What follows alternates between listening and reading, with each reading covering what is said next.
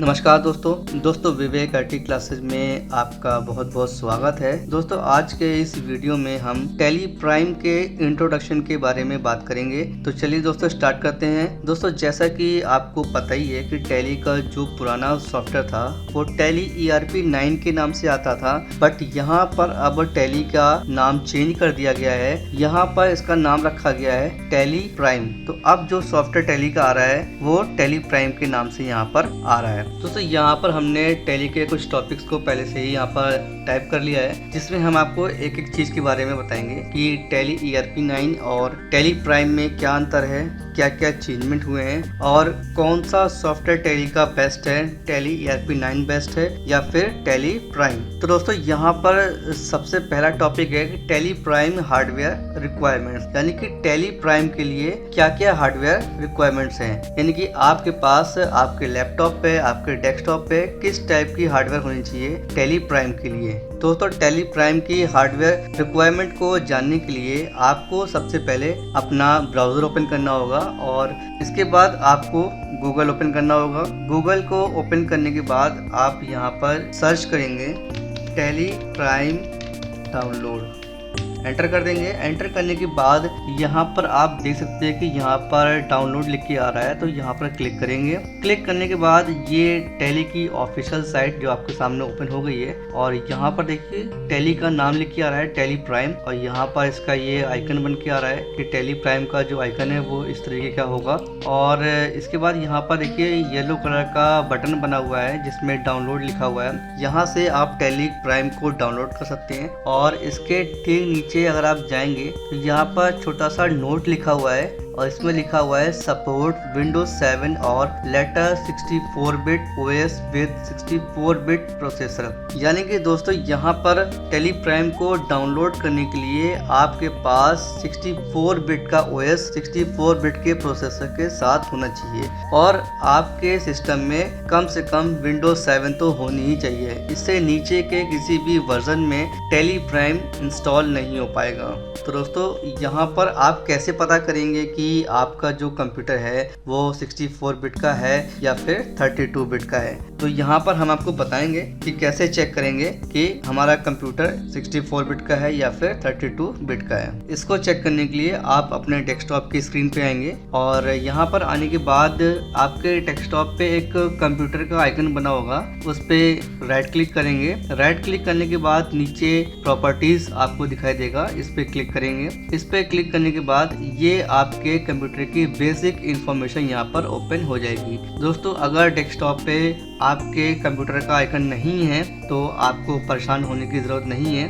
इसके लिए आप करेंगे क्या, आपको स्टार्ट बटन पे क्लिक करना होगा। स्टार्ट बटन पे क्लिक करने के बाद यहाँ पर कंट्रोल पैनल के ठीक ऊपर आपको यहाँ पर कंप्यूटर दिखाई देगा। तो यहाँ पर आपको माउस ले जाना है और यहाँ पर राइट क्लिक करेंगे। राइट क्लिक करने के बाद नीचे आपको प्रॉपर्टीज दिखाई देगा, इस पे क्लिक कर देंगे। इस पे क्लिक करने के बाद आप यहाँ पर देख सकते हैं कि बिल्कुल वही इंफॉर्मेशन यहाँ पर ओपन हो गई है। तो यहाँ पर सबसे पहले लिखा हुआ है कि विंडोज, आप यहाँ पर चेक कर सकते हैं कि आपके कंप्यूटर में कौन सी विंडो इंस्टॉल है। तो यहाँ पर लिखा है विंडोज 7 अल्टीमेट, यानी कि हमारे कंप्यूटर में विंडोज 7 अल्टीमेट इंस्टॉल है। इसके बाद यहाँ पर एक हेडिंग लिखी हुई है सिस्टम, और यहाँ पर देखिए यहाँ पर आपके कंप्यूटर का जो प्रोसेसर है उसकी इन्फॉर्मेशन है। साथ में इसके नीचे आएंगे तो आपको बताएगा कि आपके कंप्यूटर में कितनी रैम इंस्टॉल है, और इसके ठीक नीचे जो इन्फॉर्मेशन आ रही है वही बहुत इंपॉर्टेंट है, यानी कि सिस्टम टाइप। आपका सिस्टम किस टाइप का है, 64-बिट का है या फिर 32-बिट का है। तो यहाँ पर देखिए यहाँ पर लिखा हुआ है 64-बिट ऑपरेटिंग सिस्टम,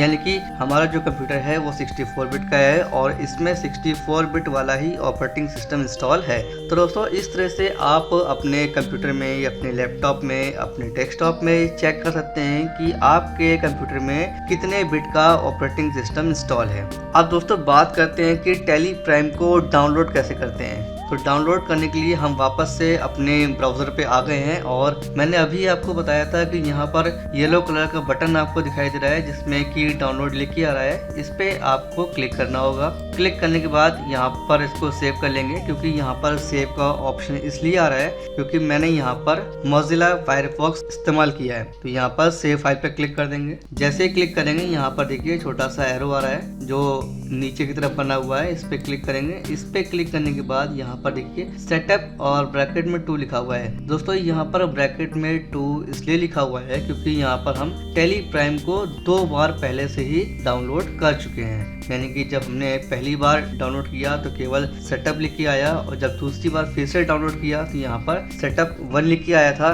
अब जब यहाँ पर तीसरी बार इसको डाउनलोड कर रहे हैं तो यहाँ पर setup 2.exe यहाँ पर लिखकर आ रहा है। तो यहाँ पर इसको ओपन कर लेंगे तो यहाँ पर ये ओपन का आइकन बना हुआ है, इस पे क्लिक करेंगे। इस पे क्लिक करने के बाद यहाँ पर आप देख सकते हैं कि तीनों यहाँ पर आपको दिखाई दे रहे हैं, सेटअप 1 और सेटअप 2। तो इस पर डबल क्लिक करेंगे। दोस्तों यहाँ पर आप देख सकते हैं कि आपके सामने टेली प्राइम सेटअप मैनेजर का डायलॉग बॉक्स ओपन हो गया है। पहली बार इंस्टॉल कर रहे हैं तो यहाँ पर इंस्टॉल न्यू पे क्लिक करेंगे। अगर आपको टेली अपना अपडेट करना है, ठीक है, तो यहाँ पर करेंगे क्या, यहाँ पर टेली प्राइम लिखा हुआ है तो इसको हम यहाँ पर डबल क्लिक करेंगे तो ये इंस्टॉल हो जाएगा। ठीक है दोस्तों, मेरे कंप्यूटर में, मेरे लैपटॉप में पहले से ही टेली प्राइम इंस्टॉल है तो हम इसको इंस्टॉल नहीं करेंगे। अगर आपको इंस्टॉल करना है तो आप यहाँ पर इंस्टॉल न्यू पे क्लिक करेंगे और इसके बाद यहाँ पर इंस्टॉल पे क्लिक कर देंगे तो आपके कंप्यूटर में टेली प्राइम इंस्टॉल हो जाएगा।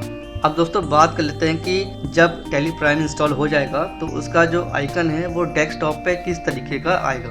तो दोस्तों हम यहाँ पर अपने डेस्कटॉप पे आ गए हैं और यहाँ पर आप देख सकते हैं कि यहाँ पर ये टेली प्राइम यहाँ पर बना हुआ है, इस तरीके का यहाँ पर आइकन है। यानी कि अगर टेली ERP9 की बात करें, यहाँ पर आप देख सकते हैं कि इस तरीके का आइकन पहले आता था, बट यहाँ पर टेली प्राइम में अब आपका आइकन इस तरीके का यहाँ पर बनकर आएगा। तो दोस्तों टेली प्राइम को ओपन करते हैं और यहाँ पर टेली प्राइम को ओपन करने के लिए इस पर डबल क्लिक करेंगे। आप देख सकते हैं कि यहाँ पर आपके सामने टेली प्राइम ओपन हो रहा है और जैसे ही ओपन होगा तो कुछ इस तरीके का लुक आपके सामने आएगा।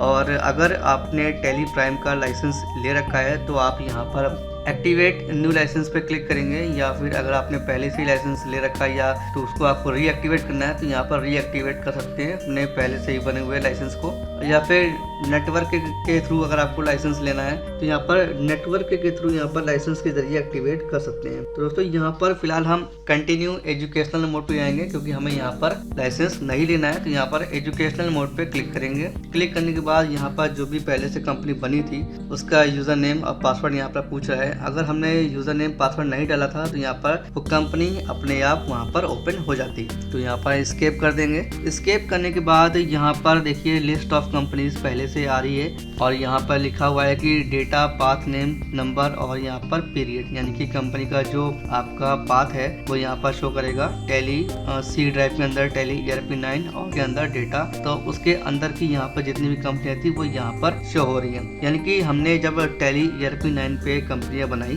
तो वो कंपनी यहाँ पर भी शो हो रही है क्योंकि जो इसका पाथ है वो हमने यहाँ पर सी ड्राइव और टेली ERP9 और उसके अंदर डेटा वाला सेट कर लिया था। अब दोस्तों यहाँ पर आप देख सकते हैं कि यहाँ पर पहला ऑप्शन है क्रिएट कंपनी, यानी कि अगर आपको कंपनी बनानी है तो आप क्रिएट कंपनी पे जाएंगे, और अगर आपको रिमोट कंपनी को एक्सेस करना है तो यहाँ पर सेलेक्ट रिमोट कंपनी पे जाएंगे, या फिर आपने किसी दूसरी ड्राइव पे कंपनी क्रिएट कर रखी है या किसी दूसरी ड्राइव पर आपकी टेली इंस्टॉल है तो यहाँ से आप वो पाथ यहाँ पर स्पेसिफाई कर सकते हैं। ठीक है, या फिर डायरेक्टली किसी ड्राइव पे जाना है तो यहाँ पे सेलेक्ट फ्रॉम ड्राइव पे जाएंगे और उस ड्राइव से डायरेक्ट आप सारी कंपनी को एक्सेस कर सकते हैं। तो दोस्तों यहाँ पर अगर लुक के बारे में बात करें तो आप देख सकते हैं कि जो टेली ERP9 का लुक है वो आपका ये है, यानी कि पहले यहाँ पर टाइटल बार है, फिर यहाँ पर एक लाइट ग्रीन कलर की पट्टी आपको दिखाई दे रही है, फिर यहाँ पर कुछ शॉर्टकट बनी हुई है। और यहाँ पर सबसे अच्छी चीज ये थी टेली ERP9 में कि यहाँ पर आपके प्रोडक्ट का नेम यहाँ पर लिख के आ रहा है, फिर यहाँ पर वर्जन अपडेट आ रहे हैं, लाइसेंस एंड सर्विसेज यहाँ पर शो हो रही है, कॉन्फ़िगरेशन, और यहाँ पर कैलकुलेटर पहले से शो हो रहा है। और यहाँ पर कैलकुलेटर की शॉर्टकट की लिखी है, यानी कि टेली में जब आप काम कर रहे हैं तो आपको जगह जगह पर सारी शॉर्टकट की डिस्प्ले हो रही है। और यहाँ पर एक ग्रीन कलर की पट्टी आपको दिखाई देती है जिसमें कि सारी की सारी शॉर्टकट की लिखी होती है और ये हमेशा आपके आती रहती है, मतलब ये यहाँ से जाती नहीं है। ठीक है, अब यहाँ पर इसको देखते हैं कि टेली प्राइम के जो लुक है वो यहाँ पर आप देख सकते हैं कि यहाँ पर कोई भी ग्रीन कलर की पट्टी नहीं आ रही है। तो दोस्तों यहाँ पर सबसे पहले चेक कर लेते हैं कि कंपनी कैसे बनती है। तो क्रिएट कंपनी पे जाएंगे और यहाँ पर भी दोस्तों कुछ चेंजमेंट हुआ है। चेंजमेंट ये हुआ है कि यहाँ पर जो डेटा का पाथ है वो बिल्कुल वही लिख के आ रहा है जो टेली आपके ERP9 में आता है, और यहाँ पर कंपनी का name, mailing name, address, reason. ठीक है, तो यहाँ पर रीजन भी आ रहा है, मतलब ये आपका जो भी रीजन है, जैसे मान लीजिए कि हम यहाँ पर कंपनी बनाते हैं विवेक IT क्लासेस के नाम से, ठीक है, एंटर करेंगे और यहाँ पर एड्रेस टाइप कर सकते हैं। इसके बाद रीजन में यहाँ पर आप दे सकते हैं कि कुछ ही यहाँ पर आपको डिस्प्ले हो रहे हैं। अगर आप यहाँ पे इंडिया लेंगे कि हमारा जो रीजन है वो इंडिया है, तो ये इंडिया को यहाँ पर शो करेगा। तो यहाँ पर आप दे सकते हैं कि इंडिया लेंगे और एंटर कर देंगे। एंटर करने के बाद जो रीजन है अब वो यहाँ पर आपको दिखाई नहीं दे रहा है। अब यहाँ पर लिख के आ रहा है स्टेट, यानी कि स्टेट तब आएगा जब आप पहले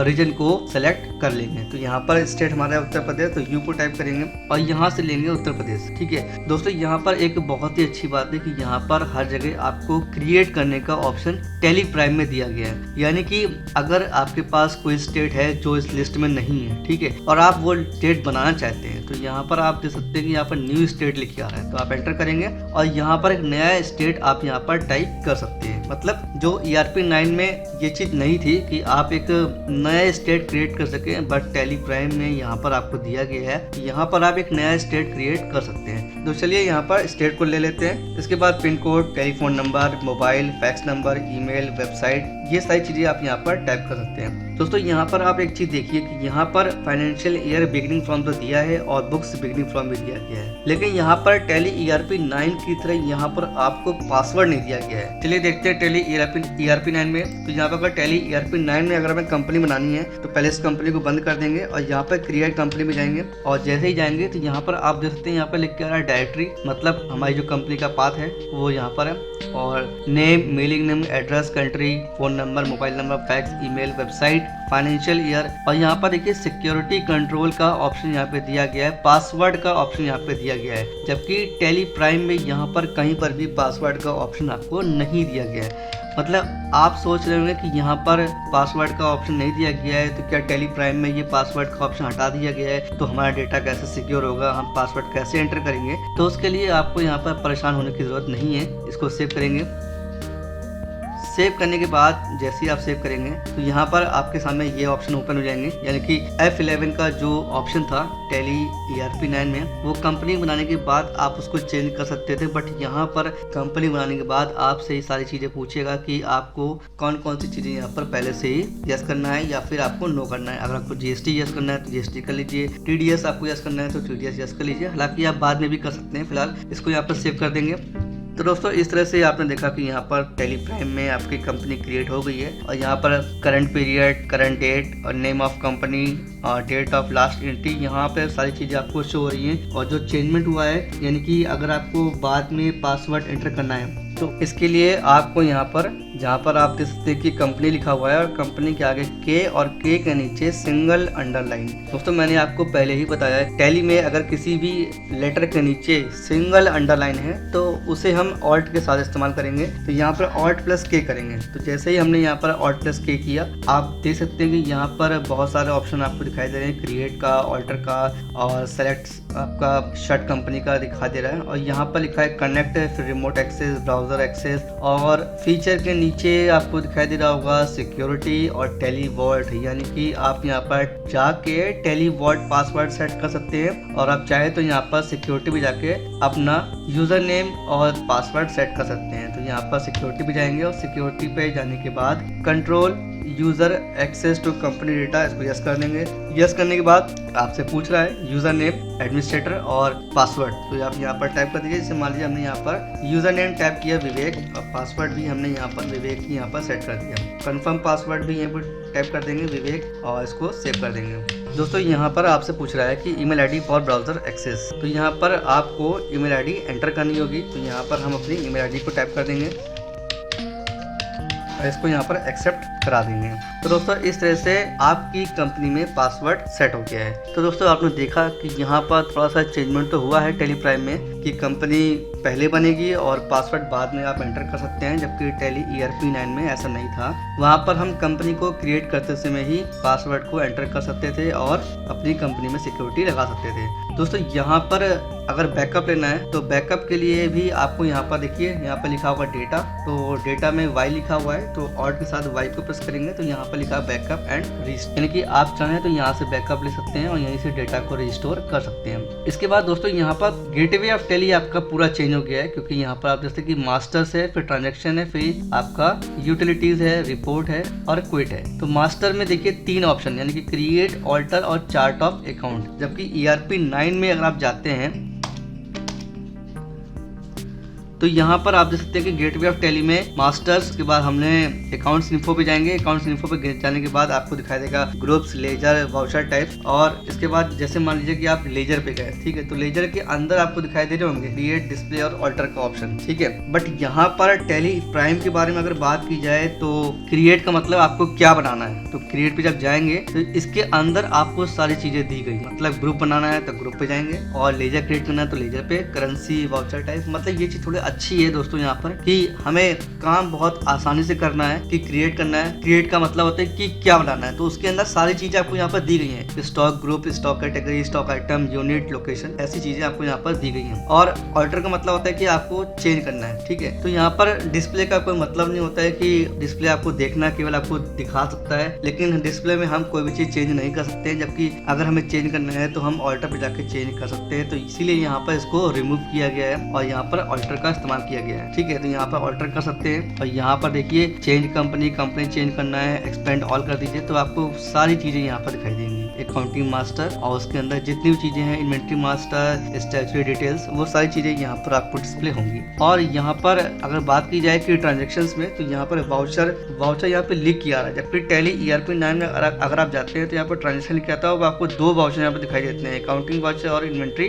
वाउचर। यानी कि अगर आपको अकाउंटिंग वाउचर पे काम करना है तो आप अकाउंटिंग वाउचर पे जाएंगे, अगर आपको इन्वेंट्री वाउचर पे काम करना है तो आप इन्वेंट्री वाउचर पे जाएंगे। और डे बुक ERP 9 में डिस्प्ले के अंदर आपको यहाँ पर दिखाई देता है। आप यहाँ पर देख सकते हैं कि आप यहाँ पर अगर आप जाएंगे डिस्प्ले पे, तो डिस्प्ले के अंदर आपको ट्रायल बैलेंस के नीचे यहाँ पर लिखा हुआ है डे बुक, तो यहाँ पर डे बुक यहाँ पर आप देख सकते हैं, जबकि टैली प्राइम में आपको डे बुक वाउचर के ठीक बाद में यहाँ पर आपको दिया गया है, ठीक है।